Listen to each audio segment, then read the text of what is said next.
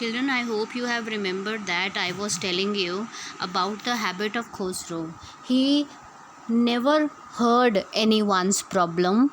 He just gets irritated very easily and make that person quiet. Okay, one example was also given earlier to you when his son Arak ran to the barber shop to inform him that their house was on fire. He did not understand what the child was speaking. He simply shouted at him. So the same thing is going to happen over here. Children, pay attention. When John Byro, okay, a city farmer, came to discuss his problem with the Uncle Khosrow, he said that my white horse, which was stolen last month, is still gone. I cannot understand it. Okay, so here, children, remember one white horse Murad was also having, and we are sure that being a poor he couldn't purchase it. And so here Aram heard that when he was having his breakfast, he heard that John Barrow had brought his problem that his horse was missing. Okay, he told this problem to the Uncle Khosrow. Let's see how Uncle Khosrow will tackle this problem. My Uncle Khosrow became very irritated and shouted, "It is no harm. What is the loss of a horse? Haven't we all lost the homeland?" So here Uncle said that, as I've told you now, they people or that tribe, Gedoglanian tribe, was poor since last 11 centuries. Okay, so here he said that we have lost our land. We are not crying. Why you are getting mean to say sad on the loss of the horse? Okay, what is this crying on the horse? This may be right for you. John Byro said that. Okay, city dweller to say. John Byro said, but what of my surrey? Surrey means horse cart. Okay, in which he used to come from city to the village. What good is a surrey without a horse? He said, without a horse, what I will do of my surrey? Then he got irritated and said, pay no attention to it. My Uncle Khosrow roared on him. I walked 10 miles to get here. When Uncle Khosrow said that, okay, pay no attention to it. Fine. At that time, John Byro said that I walked 10 miles daily to come here. Then Khosrow again said, you have legs? My Uncle Khosrow shouted, mean to say, do you have legs? Can't you walk? What is the trouble here? So children, basically this is the problem, or you can say habit of Uncle Khosrow. He did not listen to anyone.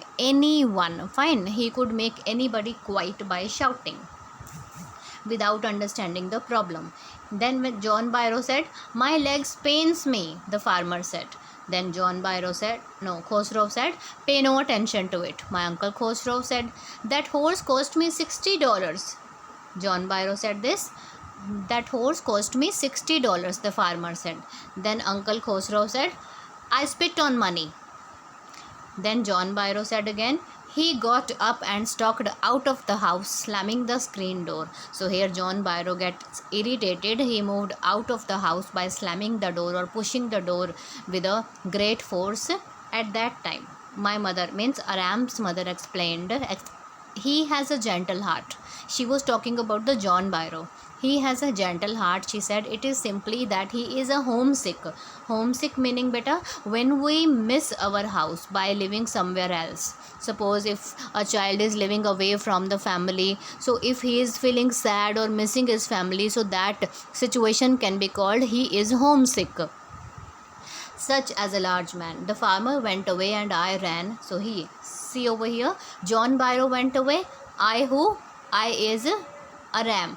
Aram said that I ran away, okay, to cousin Murad to tell all these things, whatever he has heard.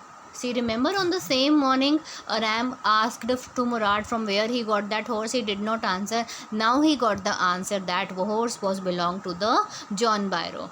Fine. So when he reached to the Murad was sitting under a peach tree. Try to repair the hurt wing of a robin. Robin is bird over here. Okay, one injured bird was there, and Murad was just sitting and repairing his one wing. He was talking with the bird at that time. He said, what is it? So when he saw Aram came over here, Murad asked, what happened? What is it? Then Aram said, Aram said, "The farmer John Barrow." I said, "He visited to our house. He wants his horse back." "You have had it a month. I want you to promise not to take it back until I learn to ride." See children, how amazing Aram had spoken over here. He got to know that Murad was having that horse 1 month ago. Okay, he was riding for 1 month. Okay, and then he said that, "Make a promise to me, until I will learn to ride, you are not going to give that horse back to the John Barrow." Then Murad said, "It will take you a year to learn to ride." My cousin said that. Then Aram said, "Okay, no problem. We will keep the horse for a year."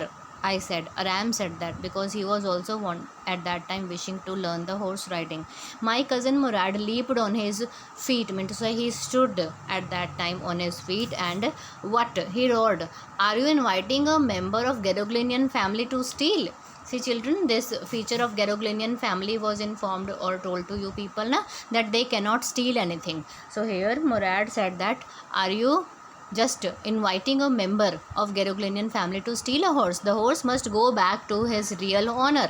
This is said by the Murad who has stolen the horse earlier. Now he is talking about to returning the horse. Then Aram said, "When?" I asked. Then Murad said, "In 6 months at least I will return it." So mean to say for more 5 months he was wishing to keep that horse with him. He threw the bird into the air. Remember, he was just repairing a wing of the robin bird. So here Murad threw that bird into the air. The bird tried hard, almost fell twice, but at last that bird flew away high and straight. Every early morning for 2 weeks, my cousin Murad and I took the horse out of the barren of the deserted vineyards where we were hiding it and rode it. Meant to say for almost 2 weeks they had taken a ride on the horse. Meant to say they had not returned that horse. Okay, every morning the horse, when it was my turn to ride alone, leaped over the grapevines and small trees and threw me and ran away. So here Aram is accepting that whenever his turn used to come, that horse used to throw him down or on the ground at that time and run away. Then it is a nevertheless, I hoped in time to learn the ride the way my cousin Murad rode. He was having a hope that if for few more days he would try, he would naturally learn how to control the horse. Let's see, here one twist is coming, students. Pay focus. One morning on the way to Fatwezian's deserted vineyard. Children, underline this name. Fatwezian's deserted vineyard. This is the place where they used to hide the horse. When they were coming back, they were going to hide that horse. Horse was with them. Then we ran into the farmer John Barrow, who was on his way to town. Now John Barrow was going to the town, and suppose Murad and Aram are coming from this way and John Barrow was coming this way. Okay, so they got a meeting there. They got to see each other. Here Murad and Aram was having horse also with them. So who was the true owner of the horse? Write this question with you. Who was the true owner of the horse? So I hope you can answer this question, that John Barrow, a city dweller, was the true owner of that horse. When he came there, okay, so he said, "Good morning, John Barrow." So here let's see, Aram said, Aram got at that time scared because Aram had seen John Barrow, so he had informed to the Murad that he is the owner. Okay, he happened to come at the same time. So Murad said that, "Let me do this, let me the talking." By my cousin Murad said, "I have a way with the farmer." Children, remember, previously he has said, "I have a way with the horse." Then he said, "I have a way with the birds." Now he's saying, "I have a way with the farmer." So this is the repeated dialogue of the Murad. So he said, "Good morning, John Barrow." My cousin Murad said with such a confidence he was at that time. Then the farmer studied the horse eagerly. Remember, John Barrow had missed his horse 1 month back. So here he said that, "Good morning, son of my friends. What is the name of your horse?" So he asked, he studied that horse. "My Heart." Murad said, "The horse name is My Heart." said in Armenian, a lovely name, John Byro said, for a lovely horse. I could swear, he said, I could swear it is the horse that was stolen from me many weeks ago. May I look into his mouth? At that time, John Byro was trying to recognize that horse, okay, because that horse was belonged to John Byro. So he requested and took a permission that may I look into the mouth of the horse. Murad said, okay, of course you can.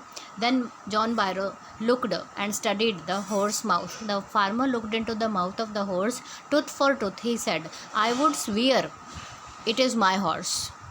If I did not know your parents, because they are famous for their honesty, the fame of your family for honesty is well known to me. If I did not know your parents, I could swear that this is my horse. Yet the horse is the twin of my horse. Now here he had said that, okay, I cannot blame you because your family is famous for the honesties.